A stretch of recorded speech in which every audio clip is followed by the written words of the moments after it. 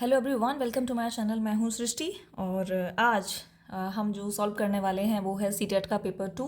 जैसा कि आप सभी जानते हैं कि आज सीटेट का एग्ज़ाम था। पेपर बहुत अच्छा आया था, बहुत टफ नहीं था और इजी भी नहीं था। इजी तो अब क्या ही आएगा, पेपर अब इजी तो नहीं आने वाला है सीटेट का, क्योंकि लेवल पिछले 1-1.5 साल से काफ़ी हाई है। अच्छा खासा आपका सिलेबस अपग्रेड हो चुका है और अगर आपने कॉन्सेप्ट क्लियर नहीं किए हैं पेडागोजी में तो आप ये पेपर पास नहीं कर पाएंगे, ये मान के चलिए। तो जो भी लोग तैयारी कर रहे हैं बहुत अच्छे से तैयारी कीजिए, बहुत ही ज़्यादा डेप्थ में जाके पढ़िए कि हर चीज़ आपको क्लियर हो। तो एक टाइम था ना कि ये सीटेट का पेपर है और हाथ हिलाते हुए चले गए, हो गया, सॉल्व हो गया। वो कंडीशन तो अब आने वाली है नहीं। कंपटीशन बहुत बढ़ चुका है हर एग्ज़ाम में, तो सीटेट भी पीछे क्यों रहे भाई, सीबीएसई ऐसा सोचता है ना। तो देखते हैं आज का पेपर। मैंने सॉल्व किया ये।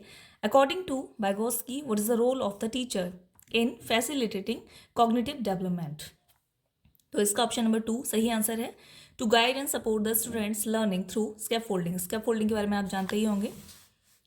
Question number 2, which of the following statement about adolescence is not correct? तो इसमें ऑप्शन नंबर 4 इसका राइट आंसर है। Children across different cultures Ashar in and experience adolescence in similar manner. ऐसा नहीं होता है, सिमिलर मैनर में एडोलसेंस नहीं होता। ठीक है, तो ये this is not a correct statement. अब है हमारा question number 3। Sujata participates eagerly in the dance competition only because she is interested in winning the first prize of cash. उसे फर्स्ट प्राइज का कैश चाहिए, इसलिए वो पार्टिसिपेट कर रही है। किस तरह का ये मोटिवेशन है? तो ये एक्सट्रिंसिक मोटिवेशन है, यानी कि बाहरी रूप से प्रेरित है, आंतरिक रूप से नहीं। Okay, next question. In order to address the individual differences among the learners a teacher should. इसका आंसर है consider differences as obvious feature of human diversity. ठीक है, इंक्लूसिव क्लासरूम का। And fifth question is Jean पियाजे believe that knowledge is. तो knowledge क्या है? इसका आंसर है innate and given rather than acquired through interaction. ऐसा सोचना सिर्फ पियाजे का है, बाकी लोगों का कुछ और सोचना है। आपने पढ़ाई होगा। In a progressive classroom assessment is dynamic. कैसा होना चाहिए? Dynamic. Okay, which of the following process is essential in meaning making of the information received from environment and store it further in memory? तो इसका answer होगा attention. बाकी के जो options थे वो बहुत अच्छा इसके साथ नहीं जा रहे थे, तो वही आंसर रहेगा। Which of the following is an example of a question that requires a student to analyze information? तो आप देख सकते हैं इसमें बाकी क्वेश्चंस में व्हाट है, आपका नाम क्या है, आप कौन से स्कूल में पढ़ते हैं, कौन आपके प्रिंसिपल हैं। अब ये बताइए आपके स्कूल को किस तरीके से आप बहुत अच्छे से और डेवलप कर सकते हैं, स्कूल और कैसे बहुत अच्छे से चल सकता है। ये कैसे वाला क्वेश्चन जो होगा यहाँ पर जो है एनालाइज करना होगा, तो ये इसका आंसर है। नेक्स्ट क्वेश्चन इज असर्शन दिया गया है teacher should constantly reflect on their own stereotypes and bias. Teacher को खुद भी ध्यान देना चाहिए अपने ऊपर कि कहाँ पर वो स्टीरियोटाइप दिखा रहा है और बायस है। कल्चर, इसका रीज़न दिया है culturally responsive teaching means the teachers are reflective. ठीक है, तो ये दोनों ही चीज़ें इसमें क्या होता है, आप इस सेंटेंस के साथ बिकॉज जोड़ के देखिए, अगर ठीक बैठ रहा है तो यही इसका आंसर है और ये दोनों यहाँ पर ये चीज़ फिट बैठ रही है, तो इसका आंसर जो होगा both A and R are true and R is the correct explanation of A. Okay, चलिए नेक्स्ट क्वेश्चन पे आते हैं। The central argument of Carol Gilligan's critique of Kohlberg's theory of moral development is around. ये बहुत famous question है और मुझे लगता है ये ज़्यादातर लोगों ने कर पाया होगा। तो ये क्या है? Ethics of care and feminist perspective. इन्होंने इस चीज़ पर सवाल उठाया था, ये इन्हीं की स्टूडेंट थी। और क्वेश्चन नंबर 11 है, सेशन दिया गया है learning from real life problems and concrete experience gives the children multiple pathways for learning and retrieving information. इसका रीज़न दिया है development is relatively orderly and sequential. तो ये दोनों ही चीज़ें जो हैं बिल्कुल सही हैं, तो इसका आंसर क्या होगा? Both A and R are true and R is the correct explanation of A. Okay, next question. Question number 12 है, dyslexia is condition which impact learner ability to. तो डिसलेक्सिया में क्या होता है? न्यूरोलॉजिकल डिसऑर्डर है, यानी कि आपको यहाँ 6 दिख रहा है उसको 9 दिख सकता है, आपको यहाँ यू दिख रहा है उसको इस तरीके से दिख सकता है। तो ये एक न्यूरोलॉजिकल प्रॉब्लम है विच impacts learners' ability to link sounds with symbols.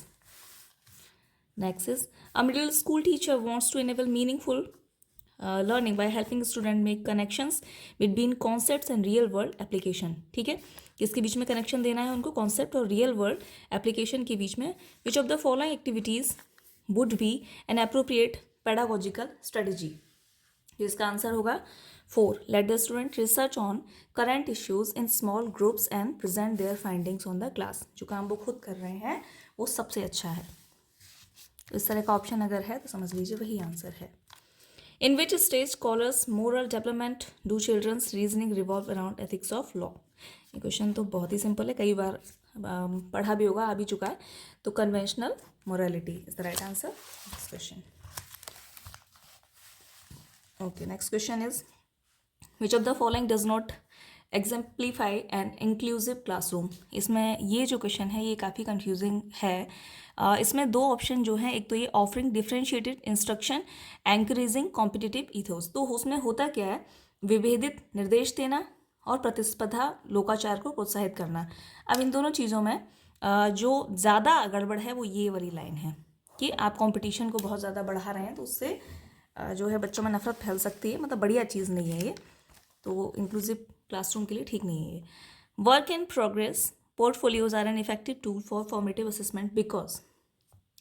इसमें ये तीनों ऑप्शन सही होंगे. ठीक है, they involve student in process of assessment, they offer insights और they focus mainly in the presentation of. नहीं, ये सही नहीं होगा. फाइनल प्रोडक्ट का प्रेजेंटेशन, ये चीज़ ठीक नहीं है. इसमें दे offer tangible evidence of student learning. Yes, this is the right option, ABD. उसके बाद next question 17. Which of the following describe a mastery goal oriented. ये क्वेश्चन लास्ट ईयर भी आया था, मास्टरी गोल वाला. इसमें क्या होता है, आपको खुद पे ध्यान देना होता है, दुनिया पर नहीं. तो focus on improving one's skill and understanding the task. That's the right option. Okay, next question is which of the following best describe the role of the teacher in the progressive education. क्या करना चाहिए, कैसा बढ़िया सबसे अच्छा क्या role हो सकता है टीचर का प्रोग्रेसिव एजुकेशन में. The teacher provide diverse materials for children to experiment and provide scaffolding as and then required. जब when required, उसको जहाँ मदद चाहिए वहाँ मदद दे और बाकी उसको मटेरियल प्रोवाइड कराए डाइवर्स तरीके का. Asking critical questions such as how much and what ways are various gender represented in textbook and media would encourage. ठीक है, तो यहाँ पर पूछा गया है किस तरीके से और क्या मतलब जेंडर रिप्रेजेंटेशन होना चाहिए. देखिए हिंदी में पढ़ लीजिए. पाठ्य पुस्तकों और मीडिया में विभिन्न जेंडर का प्रतिनिधित्व कितना और किस तरीके से किया जाता है. जैसे महत्वपूर्ण प्रश्न पूछने से किसको प्रोत्साहन मिलेगा. रेनफोर्सिंग जेंडर आइडेंटिटी, जेंडर पहचान को मजबूत करना. अच्छा, इसमें क्या है कि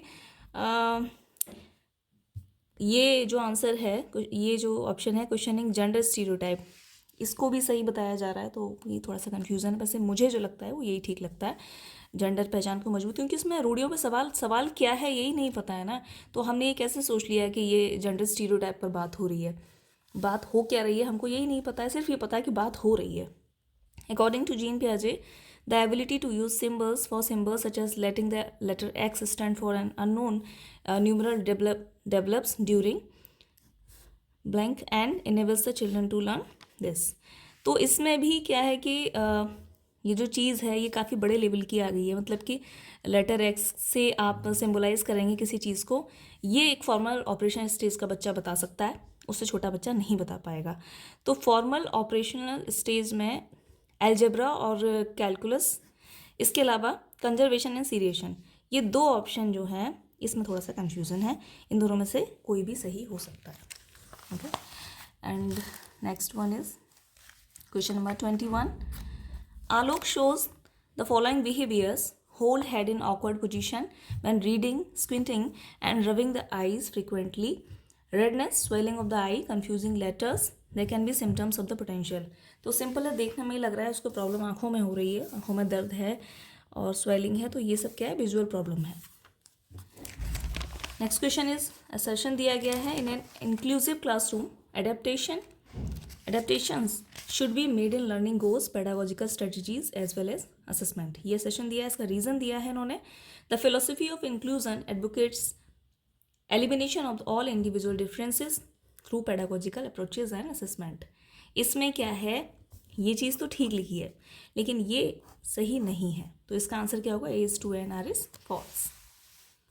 नेक्स्ट लेकर आएंगे, according to Lev Vygotsky children benefit from the experience of interacting with while working fill in the blank their zone of proximal development. तो इसका आंसर होगा मोर नॉलेज विल अदर, क्या होगा, according to Lev Vygotsky children benefit from the experience of interacting with more knowledgeable other.